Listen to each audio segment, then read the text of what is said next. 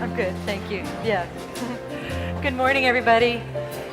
Good morning and welcome to the Ventura Center for Spiritual Living. I'm Reverend Bonnie Rose. It's great to see you here this morning. Let's give a round of applause for Chris Kimbler and the Cats for calling our band.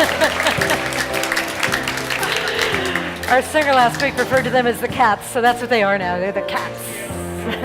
Yes, that's right, the VCSL Cats. So we're going to start our celebration this morning by standing up and singing our hymn, which is called One Great Power. Let's rock the house with this. Good morning, everyone. I'm Lacey, and I'm Jewish. And I'm a spiritual practitioner here at VCSL as well. I'm here to tell you a little bit about a holiday in the Jewish religion, which is also known as Judaism. We're going to light candles today on the 8th day of an 8-day celebration called Hanukkah. We're going to celebrate the Festival of Lights because we commemorate a miracle that allowed us to rededicate and reopen the Jewish temple, similar to a church, which was first located in Jerusalem in Israel. Judaism's been around for a very long time. Much like our beautiful center, the Jewish temple is a holy, sacred place, and it had been taken away for 4 years by conquerors from Syria, who tried to make the Jews stop their religion and follow theirs. As the Jews have a very strong sense of who they are and what they believe, they fought back with all their might, led by Judah Maccabee, also known as the Hammer. And eventually, they got back their land and temple from the Syrians. And when the Jews finally got back to their temple, it was a mess, and they wanted to establish their holy place to pray, the sacred place, to assemble and celebrate. So they cleaned the temple and removed items that were nasty, ugly, and messy. But most importantly to the Jews, to take back their temple was to reestablish the sacred connection between God and the Jews that went back to the beginning of their religion over 3,500 years ago. In order to make the temple holy, there was a custom that holy blessed olive oil had to be lit and stay lit at all times in an eternal lamp as a symbol of the covenant and relationship between God and Jews.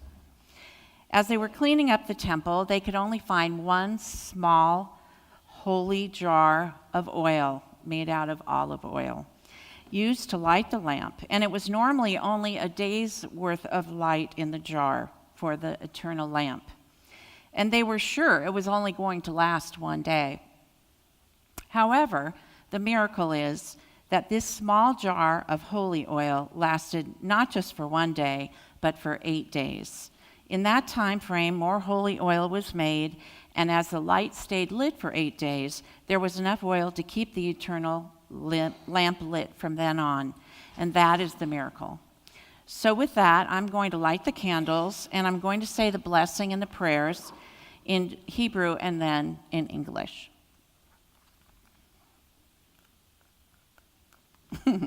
Childproof, okay.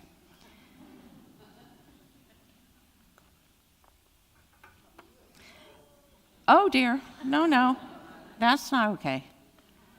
This is the shamus candle, and hopefully it will stay lit. Looking good. All right, so I'm going to hold the candle and recite the Hebrew part here.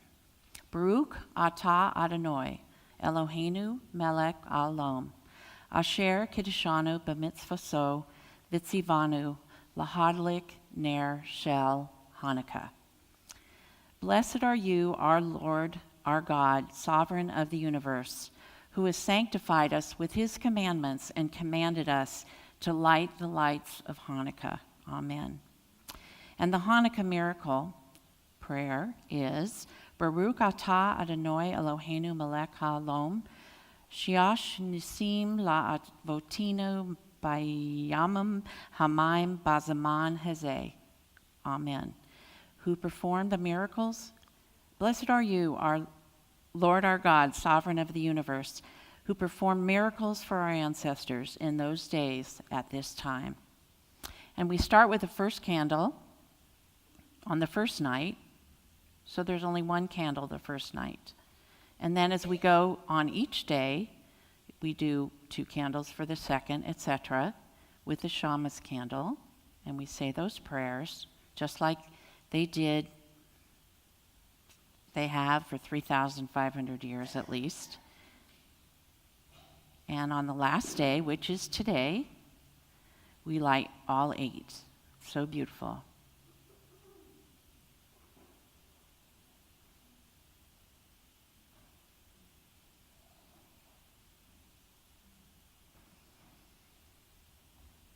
Hopefully I'll stayed. Thank you.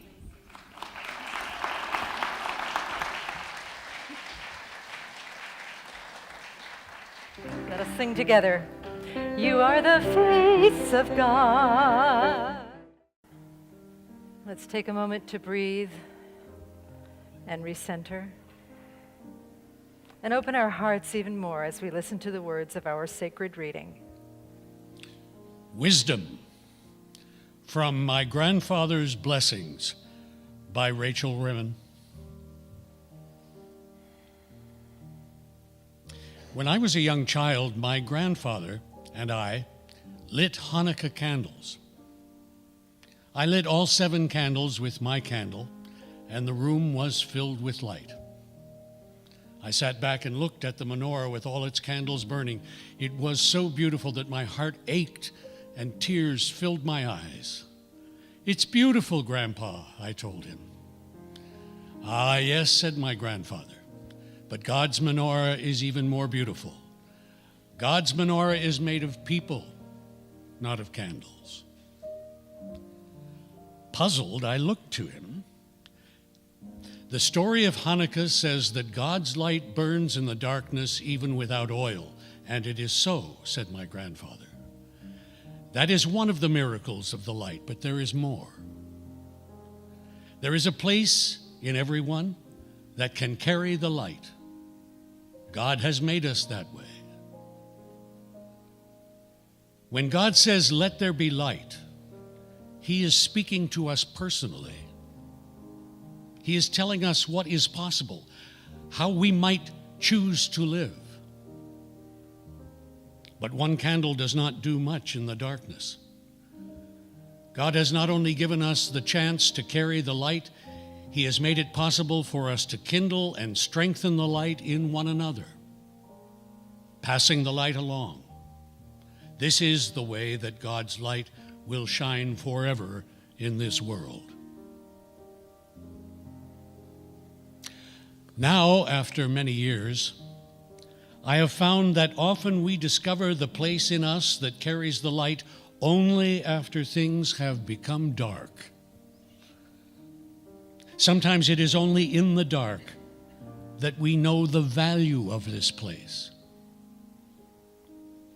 But there is a place in everyone that can carry the light. This is true. My grandfather said so. And so it is. So it is. So breathing into that light in the darkness, feeling our own inner light kindle and blend with the other lights in this room. Let us shine our light through our song as we radiate outwards, blessing not only the people here in this sacred sanctuary, but blessing all beings everywhere. We sing together, "I Am Remembering." I am remembering who I am.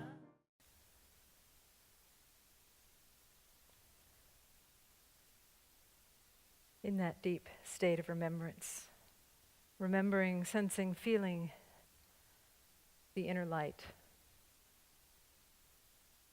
let us breathe in deeply and then exhale, opening our eyes in love and service to what is, as it is, and so it is.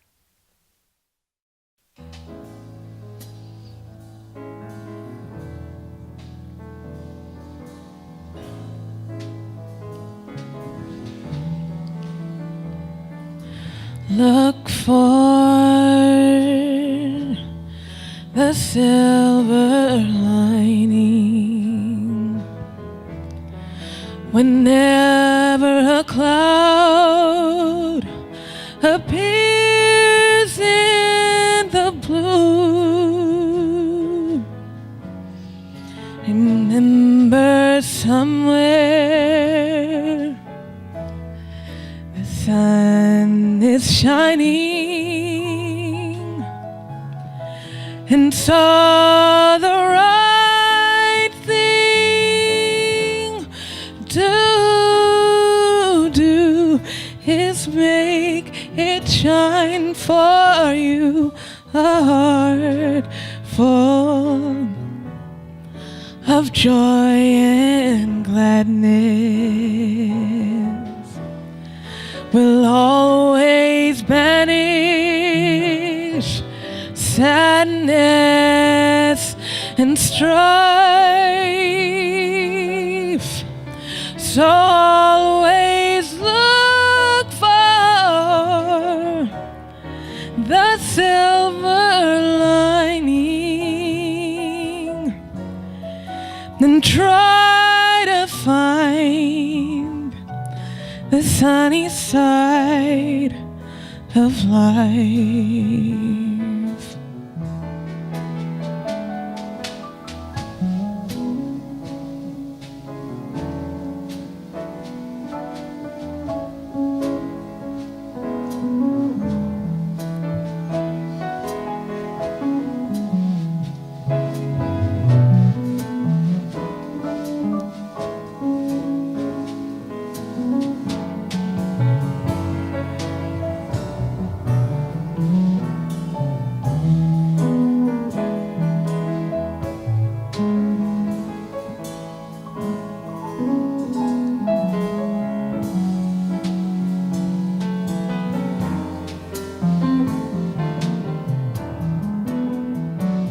That's David on bass, everybody. A heart full of joy and gladness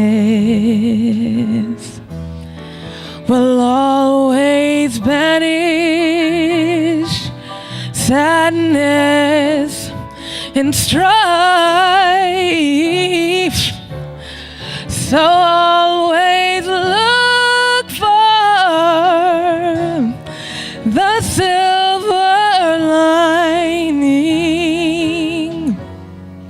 and try to find the sunny side of life,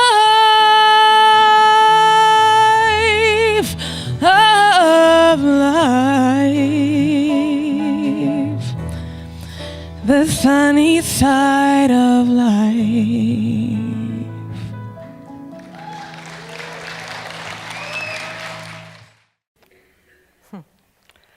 So we have a menorah, and we have a manger scene made entirely of dogs. Yes, in fact, Jesus here is a basset hound. Every year I think this, Mary, did you know that your baby boy? Anyway, never gets old for me. Oh, goodness. So what a beautiful morning it is with all of your beautiful faces here in the congregation. Talk about the lights of spirit just shining brightly. On Friday night this past week, we had a leadership meeting. I invited many of the leaders. I think I probably left some people out by accident, so I apologize for that in advance. But we had a leadership meeting where we got together, and we talked somewhat about the vision statement of the church, which is a center of love, be love, share love, serve love. And we talked about how being love is being consumed and filled with the love of God. We've had Judaism, Christianity, I'm going to speak a little Islam here. Ishkala, mabud alad. I said it all wrong. Ishkala, mabud ilah, Allah. Sorry. I'm all excited. I've had a little caffeine today. Okay. So anyway, what it means in English is God is love, lover, and beloved, and we are that. We are one with that love. And so to know that and to be in that ecstatic state of knowing that, that is being love. And how do we get there? Well, we do spiritual practice. We share love together as a community. We talked about how the state can become a trait. The state of ecstasy, of spiritual love, can become a personality trait if we practice together as a community, as we grow in relationship, and as we grow in our deep and powerful knowing of our oneness with love. And then the third aspect of that is to serve love, which is to ripple outward. You know, in this church, we talk a lot about rippling outward, that we don't contain the love here in this safe little sanctuary, but we take risks and we step out and we pour the love into the world around us. We shine that light so that we can be a light in the world. And how wonderful it is to shine that light in community, to shine all of our lights together. What a beautiful, beautiful glow that is. So that's why we're talking this morning about being a festival of lights. Being a festival of lights. We say that I am a festival of lights and you are a festival of lights, and together we are an amazing party of lights, just shining our beautiful light into the world. You know, in the reading that Hugh did, he talked about the Rachel Remen's grandfather, who said to take the idea of let there be light seriously, to take it personally, to know that we have a light that wants to shine. I looked at light last night when I was figuring out what to say today, and I looked at some of the science around light. I have a wonderful relationship with science and with God. God told me to believe in science, and science told me to believe in God. Because it's so miraculous. Oh my goodness, when you really look at the way things work, it's just incredible. It's amazing. Who thought that up? Who made up science? I'd like to know. You know, we can call God love, essence, energy, but something, some center of love, some consciousness made up science. And the science around light is just so incredible and so beautiful. And I can barely explain it, barely fathom it. But, you know, you speak about the speed of light, which is 186,000 miles per second. Thank you. Per second. You know, and is that like the speed of prayer, which is instantaneous? Right? When we say in this church that the prayer is the answer to prayer, the prayer is the demonstration itself. When you pray, it changes something within you immediately as you pray. And I also looked at the idea, something that I've known for years since I was a little kid, but that I take for granted all the time, that light is essential for life on the planet Earth. You know, not only through photosynthesis, it creates our plants, it's an amazing process, but essential for us to be able to get around and to synthesize the vitamin D in our bodies, and all of that is just so incredible and amazing to me. And then we go into the land of metaphor and literature, where they have other beautiful, beautiful illustrations of light. I'm going to read a quote from Ernest Holmes, who talks a lot about light. Ernest Holmes is the founder of this religion, and he says that my inner light shines through the mist of human beliefs and frees me from the bondage of fear and limitations. My inner light, our inner light, shines through the mist of human beliefs, of limitations, and frees me from that bondage. So we cultivate that inner light. Other quotes that I loved about light is God's eldest daughter. Isn't that beautiful? I love that. And this other person, Terry Guillemette, said, they could have called the sun a ball of flaming joy. Ah. Yeah, it's a little complicated to call it a ball of flaming joy. Oh, look, the ball of flaming joy is out today. I think I'll go to the beach now. And then this one from the prophet Arlo Guthrie. You can't have a light without a dark to stick it in.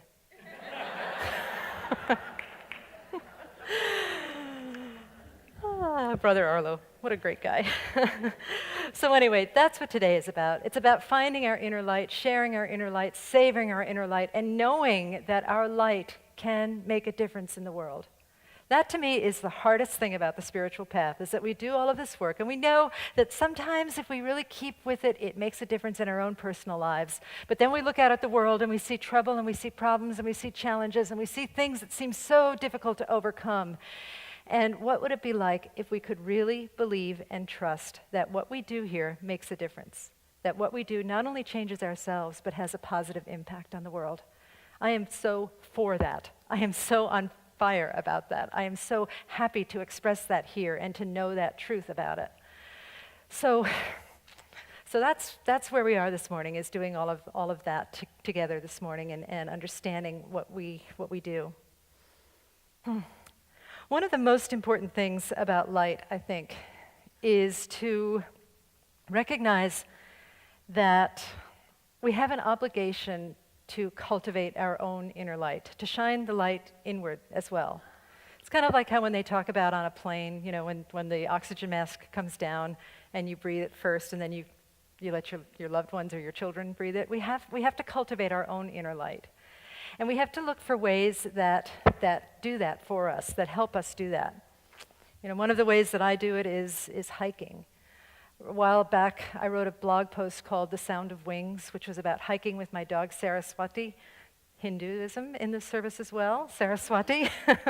And just when she'll point at a bush and then race at it, and all of these quail come up, and the sound of wings is just magical to me. It just brings me to a magical place of knowing that I am one with the universe, and everything here is waiting here for my enjoyment and for my pleasure, and so my ability to share it. And that brings me great joy. When I wrote that blog post, you know, you get comments on your blogs, and one person wrote, "Do people ever find you annoying?" Yeah, she's not the one who wrote it. I'm not pointing to her as the one who wrote it. Yeah, you can understand though. She's a blogger, right? So you get it. Yeah, and I said, you know, actually they do, as a matter of fact. They find that people sometimes find my joy annoying, and sometimes I have to suppress it a little bit to hold it down, to stop saying how great life is, and if somebody's struggling, you know, to hold it back a little bit. And it turned out that she wrote that to me because she has annoying joy as well, as I do, and she is with someone that finds her joy very annoying.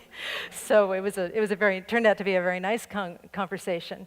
But whatever it is for you, whatever brings you closer to that feeling of ishq, that feeling of divine intoxication with love or God or whatever it is you want to call it, with that wisdom that created this entire universe, I completely recommend that you take some time every single day to do that, to honor that, and to find ways to cultivate that light within you.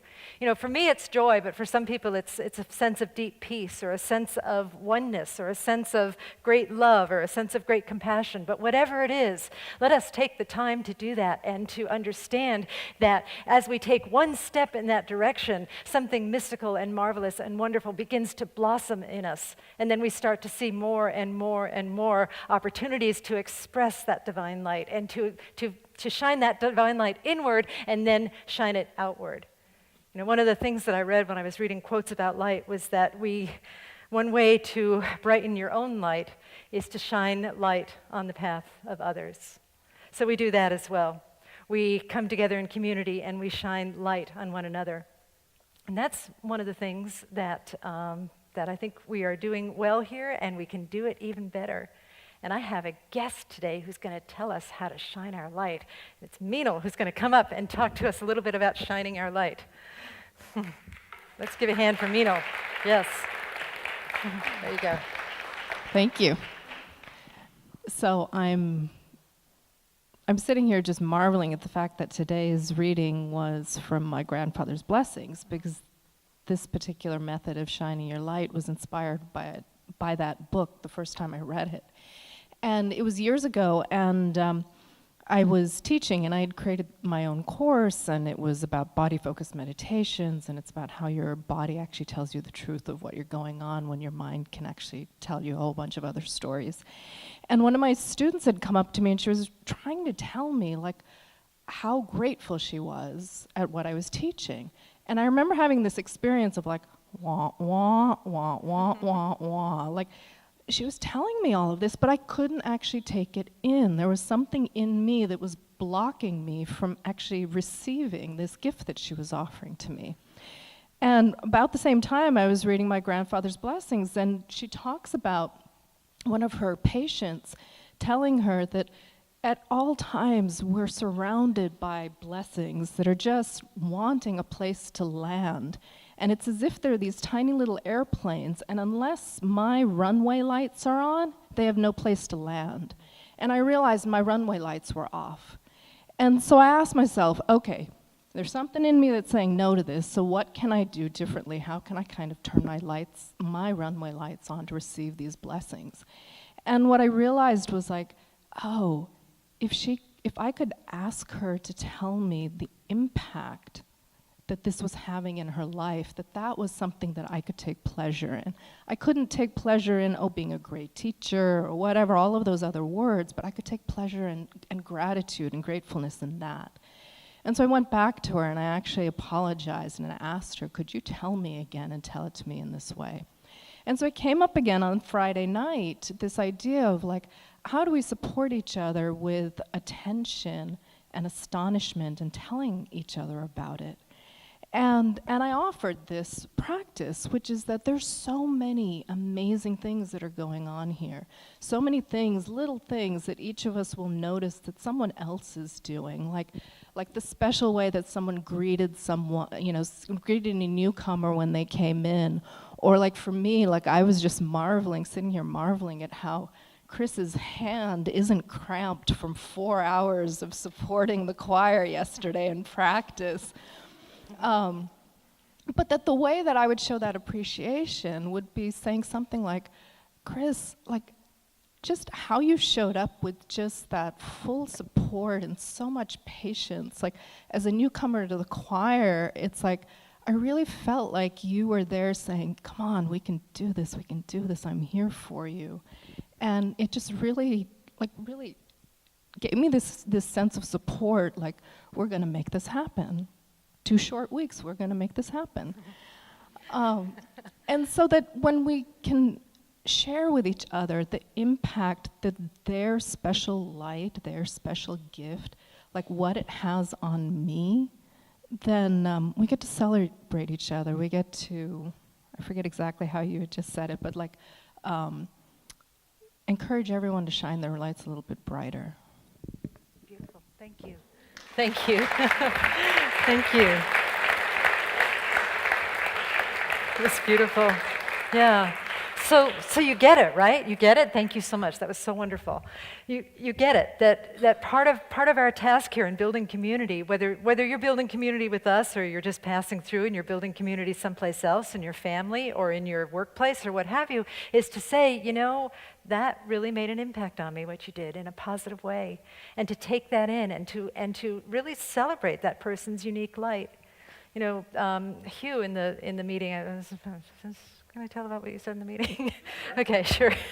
We always say everything's confidential, and I forgot to ask him this. I forgot like half my talk, so we're just my runway lights are, I don't know, they're whatever. But anyway, Hugh was thanking the board at the meeting for allowing me to travel and allowing me to go to India and like that. And really afterwards, I thought about there are a lot of Science of Mind ministers who get divorced because their husbands can't put up with the schedule. And I happen to have a husband that is incredibly kind and tolerant for everything that I have to do, who lets me travel as well. So it's just wonderful. And I could probably meet everybody here that I know and tell you some impact that you've had on my life in some positive way. Every single person that I know, and those that I hope to get to know at some point, some way we will have a positive impact on each other's life.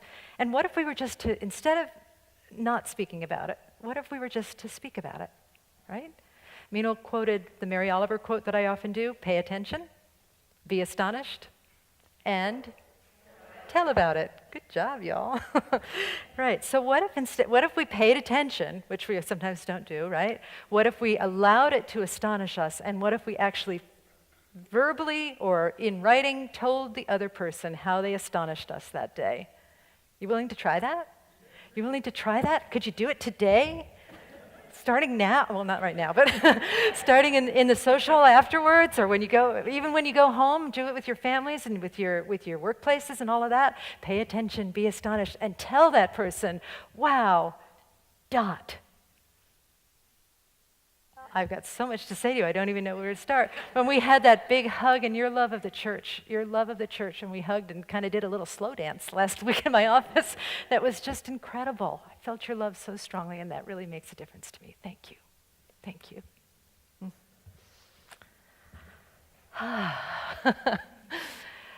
So I look forward to lots of love growing in that way in this center. And one of the things about love growing in that way in this center is that it gives us courage. It gives us fortitude. It gives us the strength to take even bolder risks and step out, because it is a risk to tell somebody that they've astonished you. It feels a little weird sometimes, right? But if we get practice doing that, then we can take a bolder step out and take even a bigger risk that we wouldn't normally take. And I'm going to have somebody else come up and talk about that, Miss Shelley Eller. Let's give her some love. Here you go. Thank you. Good morning. Good morning. So last week, Reverend Bonnie told us a story about how she was inspired to write a children's story, right? And she said she wasn't really sure if it made sense at the time or if it was silly, but she just went ahead and did it. And then she encouraged us to do the same. And she said that if you have an inspired thought, don't sit and analyze it and try and figure out, does this make sense? Just do it. And that really hit home to me in that moment, because I had sort of been looking for ways to spread more love and more kindness in wake of the borderline tragedy in Thousand Oaks a couple weeks ago. Really been weighing on my heart. And Oprah says, you know, everyone just wants to know, do you see me? Do you hear me? Do I matter? And it occurred to me that anyone who had those needs met would probably never, ever even consider such a horrible atrocity. And then that thought occurred to me, what are we doing to see that our kids' needs are met, that they feel seen and heard, and that they know that they matter? And then that thought occurred to me that maybe I should reach out to the principal of our school and ask him, what do we do at Mesa Union so that our kids know that they matter? What are we doing at our school to spread kindness and compassion? And he wrote back and told me that he would be very happy to have this conversation with me, and that he invited me to his office this last Wednesday and said that he would be happy to see, you know, anything that I had for him and would consider any of my ideas. And then I realized I didn't have any ideas. I thought, oh, how do I get myself into these things? Bonnie! But I sat down with my good friend Google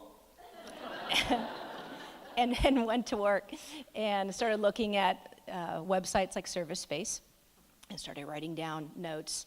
And I thought about, why don't we have a kindness club at school, and started researching that.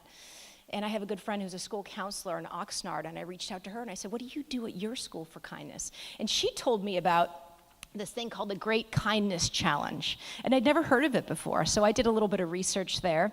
She said they've been doing it at their school for several years. And essentially, this is just a checklist of 50 acts of kindness. And throughout the week, the kids are encouraged to do 10 acts of kindness a day, so that at the end of the week, they will have done 50 acts of kindness. And so as I was looking at this Great Kindness Challenge, I saw that in 2018, 20,000 schools took part in this challenge.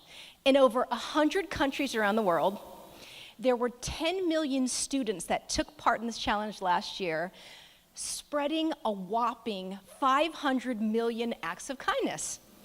Pretty cool, right? So, so I was excited to bring this idea with me, along with several other things, to our principal and vice principal this last Wednesday at our school. And I'm happy to share that it was so well received. They loved it. And come January 28th, Mesa Union School will be participating in the Great Kindness Challenge. And our 600 students will have the potential to share approximately 30,000 acts of kindness, by all of them doing 50 acts of kindness a day. And so that just makes my heart so full. And in addition, we're going to begin initiating #Thankful Thursday, where every Thursday when the kids sit down and write in their journals, they won't just be writing about what's going on in their life, they're going to focus on gratitude on Thankful Thursday, which is exciting. Additionally, we have a button on the homepage of our website that says Report a Bully. And I suggested that maybe we could have another button that suggests report an act of kindness, so that we aren't just looking for people who were being mean, but we're also looking for people who were kind.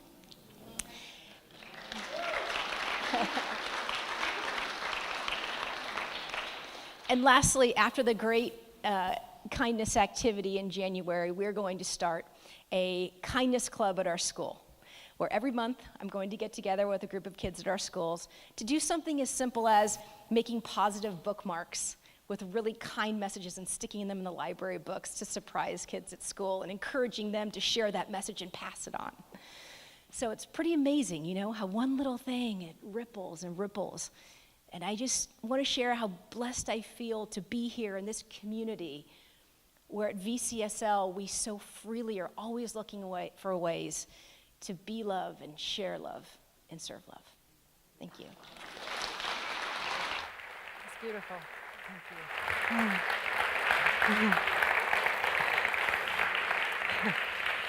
you. Okay, so take a moment with me and visualize all those children doing acts of kindness. And children all over the world doing acts of kindness, and people all over the world doing what Meenal said to do, right? Telling people, I really appreciate you because of what you said. Think of that and know that you are a part of creating that. Your presence here matters. Your presence here matters to the whole. Your presence is rippling all around the world. When you come here, you make a difference. You make a difference. You know, I was talking the other day with the leaders about this. One of the things that we do at the center is priceless pricing, right? Where we a lot of churches in our denomination will charge for classes, and we offer them as priceless pricing, recognizing that spiritual teaching is priceless. So come to the class, pay whatever you're able to pay, or pay whatever you're moved to pay. We welcome everybody who is there, right?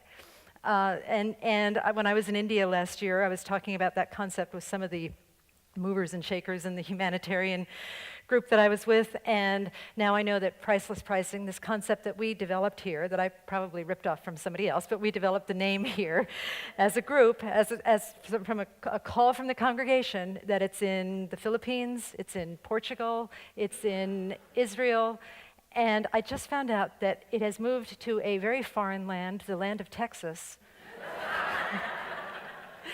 where a doctor's office is practicing priceless pricing. Is that amazing, right? So beautiful. So beautiful. So whatever it is you are offering here, know that it is your light and know that it is important. Know that together we are creating, as it says in the Global Heart Vision for our denomination, we are creating a world that works for everyone. And what does that mean?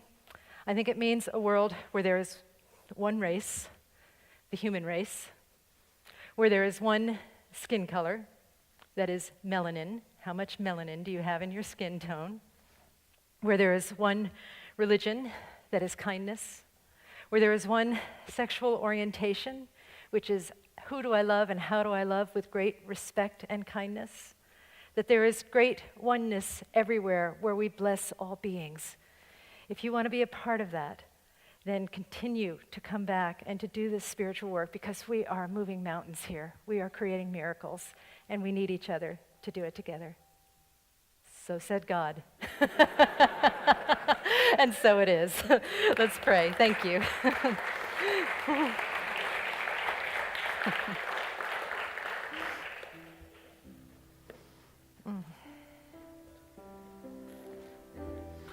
And so together we turn within and just resonate in this beautiful, beautiful power that is love, that is kindness, that is goodness, that is the goodness that wants to give birth to itself through our lives. And that we have touched the hem of that garment here today, that we have wrapped ourselves in it, and that we are infused and lifted by this beautiful, beautiful commitment to love, to be greater and ever expanding expressions of love and kindness and worthiness and light here on the planet Earth. And so I unify with that right now. I unify with that principle of beingness and unify with the knowing that we are here this morning, that we were called to this center this morning because it is possible. It is possible for us. It is not only possible, it is probable. It is something that we are called to do. And with the help of love, it is a done deal.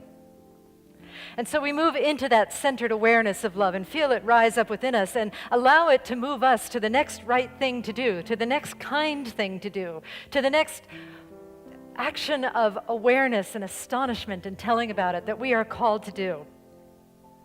We know that our lives are transformed through this action that we take together, that our lives are transformed individually, but also we transform and reveal wholeness here on our beautiful planet Earth. And so I am grateful, so grateful for this truth and so grateful for this teaching, so grateful for the words that have come through all of us today and through the open hearts that have received it. I'm grateful for everything is love. I bless this spiritual teaching as I bless all teachings, all paths to God, churches, synagogues, temples, mosques, ashrams, fundamentalists, atheists. I bless everyone, for everyone is a blessing. And with a heart so filled with gratitude and so filled with love, I say thank you, Spirit, thank you, God, and I release these words into the divine mystery, and together we say, and so it is. I am so blessed, I am so blessed.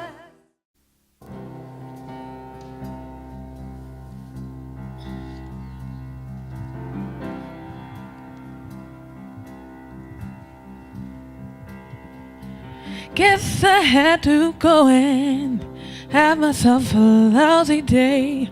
Despite my best efforts, I couldn't keep the rain away. Still, in spite of it, my happiness is here to stay. Because my mother prays for me every day.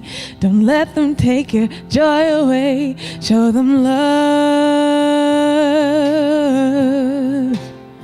Show them love. Show them love. Show them love. I'm an Ojai girl with big time dreams to make into realities. Though I don't know what's in store for me, that's where I'll be. Just wait and see. Because some people just wanna hate and fight, but I'll blow a kiss and be polite. Because my Father speaks to me every night. Don't you ever lose sight of what is right. Show them love. Show them love. Show them love. You can clap. Show them love. Show them love. Oh, show them love. Show them love. All right, come on, let's go now and show them love. Show them love. All right, can y'all sing with me a little bit? I just need to say, just show them love. Just show them love. Yeah. Just show them love. Don't let them take my joy away. Don't lose sight what is right. Can't take my joy. Show some love. Show them love.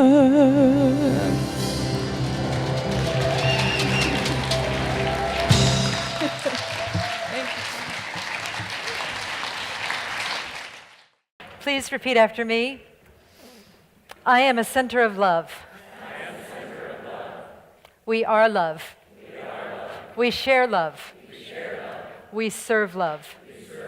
Thank you for our love. Thank you for our life. And so it is.